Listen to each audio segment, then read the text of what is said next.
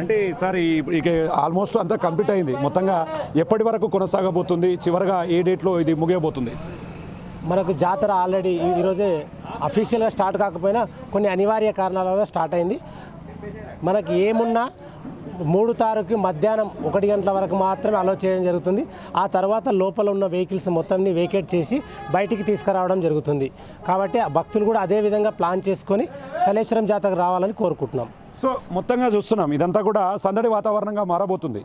అంటే భక్తుల రద్దీని దృష్టిలో ఉంచుకొని ఇప్పుడే, అంటే ఈరోజు చిన్నగా ప్రారంభమైనప్పటికీ అధికారికంగా రేపటి నుంచి ప్రారంభం కాబోతుంది.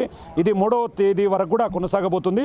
3వ తేదీ మధ్యాహ్నం 3 గంటల వరకు పూర్తి స్థాయిలో లోపలికి అనుమతి ఉంటుంది. తర్వాత ఎవరిని కూడా లోపలికి అనుమతించబోమని చెప్పి కూడా క్లియర్గా చెప్తున్నటువంటి పరిస్థితి కనిపిస్తుంది. మనం విజువల్స్లో చూడొచ్చు, బైక్ల పైన వెళ్తున్నారు కాబట్టి చాలా జాగ్రత్తగా వెళ్ళాలని చెప్పి కూడా ఆంక్షలు ఉన్నాయి. ఇదే క్రమంలో అటవీ శాఖ అధికారులు మాత్రం పూర్తి స్థాయిలో సన్నద్ధంగా వ్యవహరిస్తున్నారు. ఎక్కడ కూడా ఎలాంటి ఇబ్బందులు తలెత్తకుండా వెళ్తున్నప్పుడు ఈ భక్తులంతా వస్తున్నాం లింగమయ్య అంటారు.